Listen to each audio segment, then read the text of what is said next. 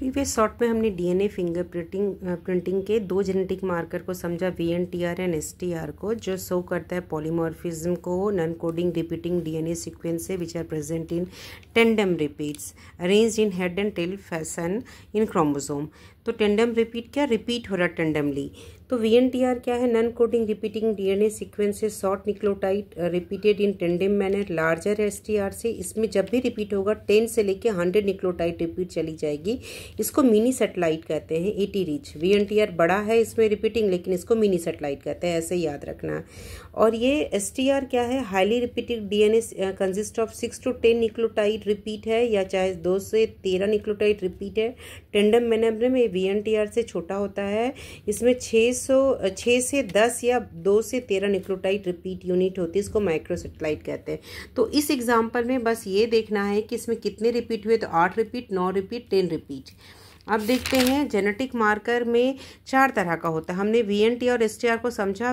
तीसरा है एसएनपी और चौथा है आरएफएलपी।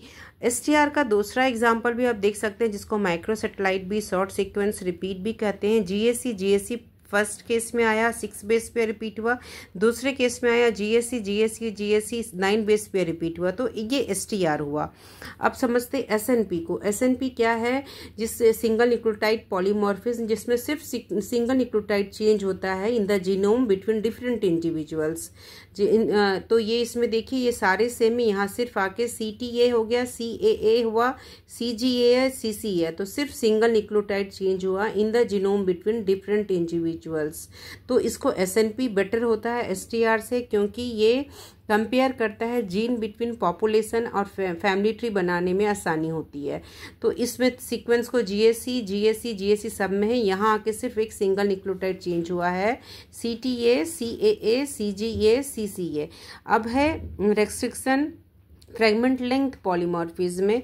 ये डीएनए फ्रेगमेंट है जो डिफर करता है between population as a result of being snipped और कट बाय रेस्ट्रिक्शन एंजाइम। ये किस केस में यूज होता है, जब homologous DNA sequence are gene, homologous DNA sequence वो जीन है जो इनहेरिट हुआ किससे, कॉमन एंसेस्टर से, एंड जिसके शो करता है वेरिएबिलिटी को, तो उस जगह हम restriction fragment length polymorphism use करते हैं।